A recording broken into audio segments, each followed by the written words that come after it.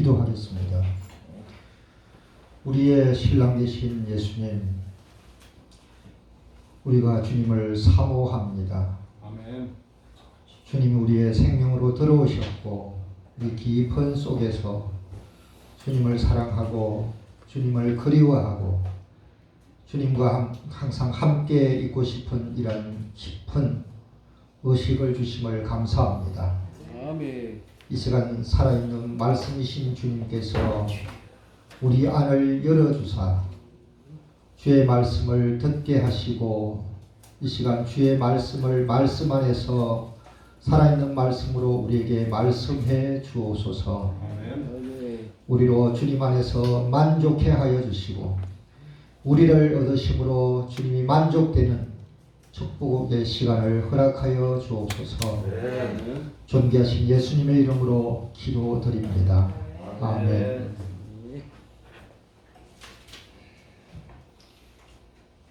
슬기로운 처녀가 되기를 언젠가부터 사모하게 됐습니다. 제가 예수님을 인생의 의미를 찾다가 이런 인생이 뭔가 제대로 알려주는 분은 없고 10몇 살 되니까 고민이 막 생기기 시작합니다. 보통 사춘기가 되면 그런 게 있다고 그러더라고요. 그래서 철학책을 보면서 밤낮 주야로 책을 가까이 하고 다락방을 이용하고 참 개인적으로 시간을 많이 보냈습니다만 결국은 답이 없는 걸 느꼈어요. 이제 그 후에 물론 그때 교회는 다녔습니다. 성경책을 지게 됐습니다. 신약 기도원 성경 파란 거 전도용으로 하나 나눠줬죠. 그것을 가방에 심지어 가지고 다니면서 안에 자를 꼽고 다니면서 빨간 볼펜을 준비해 가면서 시간 나는 대로 읽으면서 인생의 의미가 뭔지를 이렇게 고민하고 찾기 시작했습니다. 물론 교회 열심히 나갔고 예배 시간에 충실했고 그런 와중에 고등학교 때 거듭나는 체험을 하게 됐습니다. 어떤 설교를 통해서 거듭남을 체험하지는 않았고요. 다만 이 말씀을 통해서 엄청난 내적인 체험을 하게 되고 정말 많이 울었던 것 같아요. 그분이 내 안에서 뭔가를 해주셨는지 내가 정말 창조자 하나님 앞에 내가 정말 죄인이라는 것을 그냥 안에서부터 그렇게 강하게 느낄 수가 없었어요. 주체할 수 없이 사람 앞에서는 눈물을 제가 흘리지 않는 이런 특징이 있는데 어쨌든 정말 엎드릴 때마다 눈물이 나고 그 다음에 그분이 나의 모든 죄과를 그분이 친히 십자가에서 짊어지시고 내 대신 고통당하시고 지옥 고통을 친히 당하셨다는 것, 그리고 목숨을 희생하셨다는 것, 어떤 그런 말씀이 내 안에서 엄청나게 퍼졌습니다. 그래서 저는 안과 밖이 그냥 통째로 거기 빠져서 상당한 시간을 보냈죠. 그때 내 마음은 하나님밖에 없었어요. 아멘. 내가 앞으로 뭘 해서 출세를 하고 뭘 해서 성공을 하고 이런 관념 자체가 완전히 없어져 버렸습니다. 하나님과 나, 아멘. 이 말씀, 이 가치 세상 사람들이 대부분 모르고 있거든요. 심지어 그때 당시에 교회 다니는 분들도 거의 다 모르고 있더라고요. 이런 강한 뜨거움을 제가 간증으로 별로 들어본 기억이 없어요. 그래서 이걸 위해서 사는 것이 제일 가치가 있다. 인생에 있어서 이거보다 더 가치가 있는 것이 아직 나는 발견할 수 없다. 이래가지고 마음이 올인을 됐습니다. 그때부터 예수님이 누군지는 모르지만 예수라는 이름을 사랑하게 되고 좋아하게 되더라고요. 아멘. 오늘 말씀은 예수님께서 친히 제자들에게 주신 말씀인데 비유입니다. 근데 이것은 천국이 이러하다 그랬습니다. 아멘. 우리가 한 문장 한 단어 속에 그분께서 하시고자 하시는 그 실제적인 세계가 존재한다고 믿습니다. 그렇지 않으면 말씀 안으로 들어갈 수가 없습니다. 말씀을 추구하고 말씀을 들을 때는 말씀 안에 완전한 초점을 맞추고 그 안에서만 깨달음을 갖고 누림을 갖고 성령께서 알려주시는 그 세계 안으로 들어가고 깨닫는다는 이런 마음의 중심과 초점이 필요합니다. 이것이 예수의 레마의 말씀을 받을 수 있는 기본 자격을 갖춘 것이고 기본적인 마음 자세를 갖는 것입니다. 그 성경은 말합니다. 능력보다는 자세를 귀히 본다는 거죠. 바깥의 행위와 화려한 모습보다는 그 사람의 중심을 본다는 거죠. 중심을 본다는 것은 뭐냐 하면 솔직하고 진실하다는 것입니다. 꾸미는 것이 없고 만드는 것이 없다는 것이죠. 내가 기쁠 때 주님 찬양합니다. 아멘. 이 기쁨은 내 것이 아니고 아멘. 정말 주님께서 주신 기쁨 같습니다. 이것이 은혜가 아닙니까? 주님 감사합니다. 이런 찬양을 기뻐하신다는 거죠. 그 다음에 어떤 때때로 마음이 무겁습니다. 뭔가 주님이 회개할 부분을 만질 때는 마음이 무겁게 되어 있어요. 무조건 할렐루야가 아닙니다. 할렐루야 할 때가 있습니다. 우리를 해방시켜주고 그분의 평안으로 우리를 적셔주고 구원을 좀 해줘야 됩니다. 그럼 우리에게 그런 기쁨을 주시죠. 근데 한면에서는 조금 기쁨을 주시고 해방을 하신 후에는 풀어야 될 문제 안으로 우리를 이끌어 주십니다. 하늘에 속한 걱정, 하늘에 속한 고민, 어떤 경우에 말씀을 읽어 나갈 때 더 이상 진도가 나가지 않고 그 어떤 부분에서 멈추게 되는, 그리고 이 말씀을 계속 반복해서 주님 앞에서 읽고 생각하고 기도하게 되고 뭔지는 모르지만 이런 단계가 옵니다. 그것이 바로 하나님께서 말씀 안에서 하늘에 속한 염려, 걱정, 눌림, 그 다음에 거기서 주님을 더 붙들게 하고 더 찾게 하고 이 나의 실제적인 상황을 그분 앞에 가져오게 하는 참된 회개의 시간을 그분이 갖고자 하는 것이죠. 이런 일들이 얼마나 큰 축복인지 모릅니다. 우리가 성도님들을 도울 때 또 함께 상담하고 생각할 때 저는 이런 부분이 너무 귀하게 여겨지더라고요. 제가 감당할 수 없는 것은 제가 생각하지 않습니다. 다만 제가 감당할 수 있는 것은 감지하고 기도하고 감상하고 주님께서 이렇게 역사하셨고 이분이 주님 앞에서 이렇게 반응을 하고 있구나. 이렇게 진실함 속으로 지금 주님을 만나기 직전이구나. 우리가 구원을 받았지만 우리의 마음 안에서 우리의 생각, 감정, 의지 안에서 우리의 양심 안에서 그분을 못 만날 수가 있어요. 우리 영 안에는 우리 사람에게 영이 있습니다. 제가 지금 학설을 말하는 것이 아닙니다. 저는 2분설, 3분설에 대한 지식을 20대 때 다 공부를 했습니다. 그러나 20대 때 이것을 주님의 무릎 앞에 또 성경 앞에 내려놓아 버렸습니다. 사람에게는 영이 있습니다. 사람에게는 마음이 있습니다. 사람에게는 혼이 있습니다. 사람에게는 몸이 있습니다. 사람에게는 육체가 있습니다. 사람에게는 지체가 있습니다.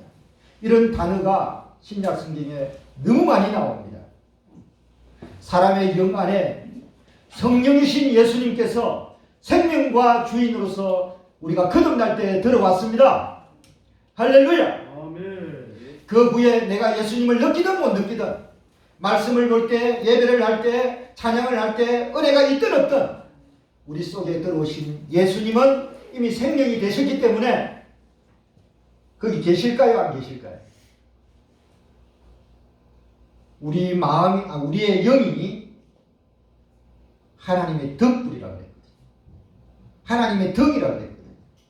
사실은 우리 사람의 영이 하나님의 보좌입니다. 삼층천에도 보좌가 있습니다. 거기도 예수님이 보좌에 앉아 계시죠. 그런데 똑같은 보좌가 본질적으로, 성질적으로, 권세적으로 똑같은 보좌가 생명의 안에서 우리 사람의 영 안에 설치가 됐고 영 안에 예수님이 왕으로 생명으로 주권자 와 계십니다.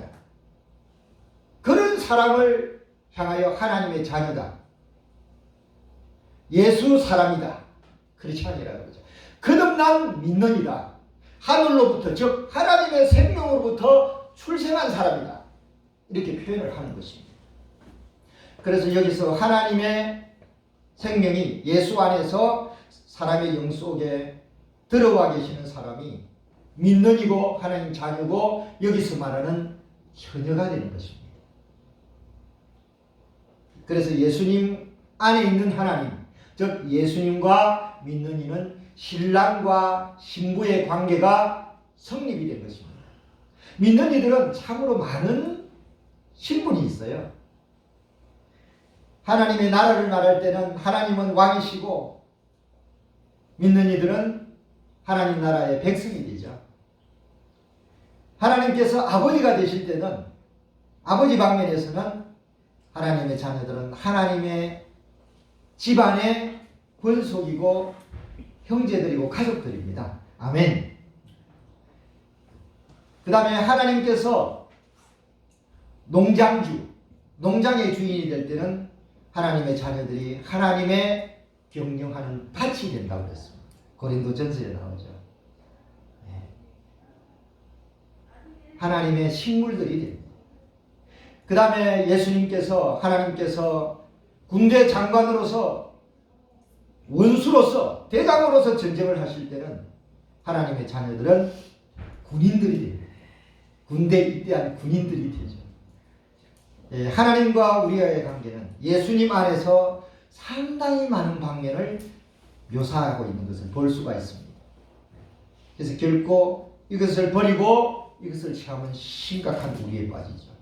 특별히 오늘 읽은 말씀은 신랑과 신부의 관계, 즉 약혼한 사이 같아요. 약혼한 사이. 그분은 약혼한 신랑이고 우리는 이미 약혼한 신부가 되어버렸어요. 여기 보니까 처녀라고 되어 있죠. 여기서 제가 하나 깊이 느끼는 것은 사랑의 관계라는 것입니다. 신랑과 신부 얼마나 설레이겠습니까? 그죠? 우리 믿는 이들이요, 우리 속에 예수님을 신랑으로 생각할 때 내 안에 설레임이 있습니까? 미세하지만 거듭난 사람은 다 있기 마련입니다. 우리 안에 있는 예수의 생명은 오실 신랑에 대해서 설레게 하는 생명입니다. 우리를 신부로 만들어 나가는 놀라운 존귀한 생명입니다. 할렐루야. 이것을 우리가 그림자인 우리의 결혼 생활, 우리의 자녀들의 결혼 생활, 또 결혼 준비 이런 과정을 통해서 이해를 할 수가 있습니다. 여기서 사랑의 관계라고 얘기할 때는 단순히 충성하고 하는 이런 문제가 아닙니다. 사랑의 문제는 돈으로 사랑을 합니까? 마음으로 사랑을 합니까? 돈이 없으면 사랑을 못합니까? 아니면 마음이 없으면 사랑을 못합니까? 사랑의 관계는 마음의 문제입니다. 마음이 올인이 되면 몸까지, 시간까지, 재물까지, 장래 소망까지 다 올인을 할 수가 있습니다. 그렇습니까? 네, 마음의 문제입니다. 마음의 문제는 그 사람 전체의 문제라고 해도 맞을 겁니다. 여기서 열처녀가 나오는데요. 열처녀는 교회 시대 이래 모든 믿는 이들을 거듭난 하나님 자녀들을 포함합니다. 여기 바울이 있고 베드로가 있습니다. 앞으로 구원받지 못한 사람들, 구원받을 사람도 다 포함이 됩니다. 총체를 말하는 것이죠. 근데 다섯과 다섯으로 나누었습니다. 이 다섯이라는 숫자는 성경에서 어떤 의미가 있다고 제가 지난번에 말씀드렸는데요. 다섯은 책임의 숫자입니다. 피조물의 숫자가 4입니다. 그 다음에 유일하신 삼일체 하나님의 숫자 1이 더해져서 이 5는 하나님이 책임지는 숫자예요. 하나님이 플러스되어 있기 때문에. 그런데 하나님이 책임지는 숫자를 왜 처녀에게 적용을 해버렸을까? 이 처녀는 자기의 힘으로 책임을 질 수 있다는 의미가 아닙니다. 자칫 해석하면 율법으로 갑니다. 그럼 왜 처녀 다섯 숫자를 넣었을까? 안에 있는 예수의 생명, 처녀 속에 들어와 있는 하나님의 생명이 이 일을 해내는데 왜 처녀라고 할 때 5자를 붙였냐? 처녀의 마음이, 처녀라는 그 사람 자체가 안에 들어와 있는 완전하신 하나님의 생명과 연합을 하고 하나가 될 때, 하나님의 책임 안에 영역에 머물게 될 때 우리가 그 안에 포함된다는 것이죠. 그래서 사람에게, 믿는 이에게 책임의 숫자가 주어져 있습니다. 할렐루야! 이것이 제가 주님께 받은 말씀입니다. 저는 이것을 신학에서 이런 해석을 아직 못 들었어요. 주님께서 이렇게까지 말씀을 해주셨습니다. 여기서 제가 받는 교훈은 뭐냐면, 안에 계신 주님, 신랑의 생명이신 그분님과 내 마음이, 내 생각, 감정, 의지, 양심이 연합을 하라는 겁니다. 믿음으로 연합하라는 겁니다. 한번 따라하겠습니다. 믿음은 연합이다. 믿음이 연합이에요. 믿음을 다른 말로 하면 예수와 연합하는 것입니다. 예수와 진리와 연합하는 것이고, 예수의 생명과 연합하는 것이고, 형제들 안에 있는 진리와 생명과 거룩한 영 안에서, 예수의 이름 안에서 우리가 교통하면서 연합하는 것입니다. 이게 놀라운 연합입니다. 믿음 있고로 예수 생명 말씀 연합. 예수의 이름 안에서 생명의 교통, 성령의 거룩한 교통. 사랑이 있고, 인내가 있고, 용서가 있고, 중보가 있고, 그 안에 말씀도 있고, 긍휼도 있고, 그 안에 보혈도 있고, 십자가도 있고, 부활생명도 있고, 축복도 있고, 동력도 있고, 한 성령으로 역사하는 연합의 세계. 각 믿는 이들 안에 다 존재합니다. 이것이 처녀라는 이 말씀 속에 주님께 받은 깨달음입니다. 주님께 감사를 드립니다. 천국은 하나님과 하나님 자녀들의 세계입니다. 하나님의 생명과 하나님의 생명의 말씀과 거룩한 영이 통치하고 흐르시고 역사되고 하나님 작품이 일어나는 그 영역을 천국이라고 말하고, 다른 말로는 은혜라고 말할 수가 있습니다. 이것이 하나님께서 교회에게 주신 일이고, 이 일을 위하여 교회를 산출하셨고, 이것이 교회 안에 있는 내재적인 역사입니다. 외적인 역사가 아니고, 여기서 실패한 미련한 처녀가 나옵니다. 미련한 처녀는 어떤 신학에서는, 어떤 가르침은 그렇게 말합니다. 미련한 처녀는 불신자다, 구원받지 않은 사람이다, 이렇게 신학에서 가르치는 신학이 있어요. 저는 동의하지 않습니다. 하나님의 자녀가 아니고 하나님의 생명이 없는 사람을 신부로 그런 표현을 써야 되나요? 그거는 아닙니다. 그거는 아닙니다. 처녀는 무조건 하나님의 생명을 가진 자를 말합니다. 결국은 처녀로서 신랑을 만날 것입니다. 그러나 오늘의 말씀은 깨어있으라, 중간 단계에서 어떤 절차가 있다는 것이죠. 신랑이 신부를 데리러 와서 혼인잔치에 들어가기 위해서 선택하러 오는데, 이때 깨어서 선택을 받느냐, 누락이 되느냐, 이런 문제입니다. 이건 하나의 절차의 문제입니다. 그런데 이 설계 있는 처녀와 미련한 처녀의 공통점은 덩이 있다는 것이고, 덩에 불이 있다는 겁니다. 할렐루야! 하나님 자녀가 아닌데 하나님의 덩이 있고 하나님의 불이 있나요? 생명이 있어야 존재하는 것인데, 말씀이 곧 빛이라. 덩과 덩불이라고 얘기할 때는요, 하나님의 생명이 있고, 할렐루야! 하나님의 말씀이 있고 말씀에 빛이 있습니다. 다 포함이 되어 있지 않습니까? 이 덩불이 뭐냐? 사람이 영을 말하는 것이죠. 생각나실 겁니다. 레위기서 보면은 사람의 영은 여호와의 덩이라 구절이 나옵니다. 성경에 여러 군데가 사실 나옵니다. 한번 복창해 보겠습니다. 말씀이니까요. 사람의 영은 사람의 영은 여호와의 등이라. 여호와의 등이라. 아멘. 아멘. 내 안에 내가 느끼든 못 느끼든 영이 깨어났고 살아있고 하나님의 기름 성령이 들어오셔서 생명으로 들어오셔서 불을 밝히고 있습니다. 내가 느끼든 못 느끼든 내 안에 있어요. 이것을 내 마음이 느낄 때 은혜가 있다고 그러고 내 마음이 못 느낄 때는 헤매는 것 같은 거죠. 내가 느끼든 안 느끼든 들어오신 생명은 등으로 계시고 등불로 계십니다. 그래서 사람의 영이 굉장히 중요합니다. 제가 말합니다. 사탄이 이걸 막았습니다. 심령이다, 영혼이다 이렇게 해가지고 사람의 영에 독특한 하나님의 안배와 사용하시는 이런 것을 막아버렸어요. 저는 사람의 영이 하나님의 거치고 하나님의 보좌고 영 안에서 생명이 되셨고 사람의 영 안에서 성령으로서 거룩한 영으로서 역사하신다는 것을 강하게 강조하고 싶습니다. 왜냐하면 사람의 영을 소홀히 하거나 무시하게 되면요 신약의 축복의 근거가 없어집니다. 기초가 사라지게 되고 애매해지게 됩니다.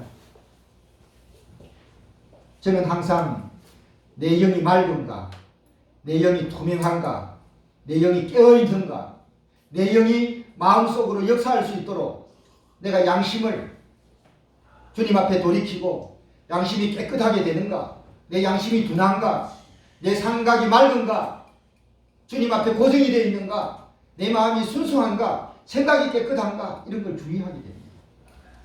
그래야만이 영과 소통을 하고 내 영과 소통을 하고 내 영 안에서 주님의 임재를 내 마음 안으로 느낄 수 있기 때문입니다. 아멘. 그 다음에 차이점이 있습니다. 슬기로운 처녀와 미련한 처녀의 차이점이 하나 있습니다. 차이점은 슬기로운 처녀는 그릇에 기름을 준비했고 미련한 처녀는 그릇이 있기는 있는데 기름이 비어 있어요. 이게 차이점입니다. 그럼 여기서 그릇은 뭐냐? 그릇은 사람 자체를 말합니다. 로마서에 보면 바울께서 그러죠. 하나님의 영광을 받기로 예비한 그릇, 긍휼의 그릇 이런 말이 있습니다. 사람은 어쨌든 그릇입니다. 그릇은 사람의 마음을 얘기하기도 하고 사람의 생각, 감정, 의지, 혼을 얘기하기도 합니다. 등과 그릇이 구분됩니다. 그런데 슬기로운 처녀들은 사서 그 밑에 구절에 보면요. 구절에 보면 너희 쓸 것을 사라 한 이 말은 뭐냐면은 뭔가를 투자하고 지불해서 그릇 안에 기름을 담게 되고 유지했다는 것이죠. 이것이 바로 진노하는 자에게 천국이 임한다는 이 말하고 상통하는 것 같습니다. 그 생각과 감정과 의지와 양심 안에 기름을 담는 것입니다. 기름을 담는 것입니다. 이 기름은 생명의 성령의 법으로서 우리 안에 채우시고 역사하시는 거룩한 성령을 얘기하죠.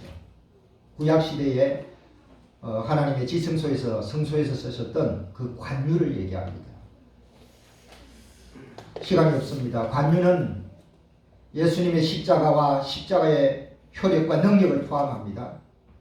그 재료가 그렇게 구성되어 있죠. 예수님의 부활과 예수님의 부활의 능력, 권세, 효능 포함하고 있습니다. 여기에 하나님의 영이 더해집니다. 이것이 우리에게 오신 성령이죠. 이 성령이 우리 안에 생명을 오셔서 영 안에서 충만하고 충만하면 그대로 있어요. 흘러가요. 충만하면. 네. 어디로 흘러가요? 우리 영 안에 계신 주님이 충만하게 되면 어디로 흘러가요? 우리의 양심과 마음으로 흘러들어오죠. 생각, 감정, 의지.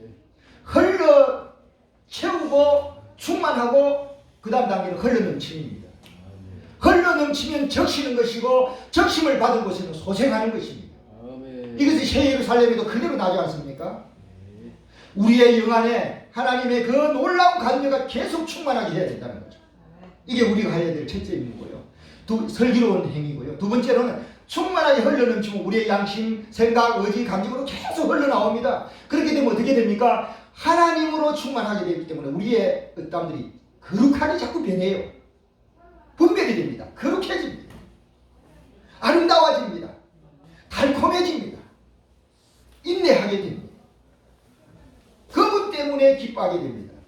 그분을 점점 사랑하게 되고 그분의 신부와 같이 준비되는 거죠. 저는 이런 것을 생각할 때 너무나 달콤한 것 같아요.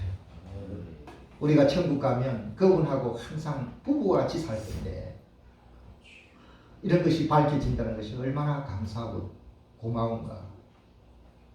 슬기로운 처녀는 대가를 지불해서 자기의 마음 안에, 양심 안에, 생각 안에 거룩한 감유, 거룩한 성령을 채워서 그분 앞에 빛을 발합니다.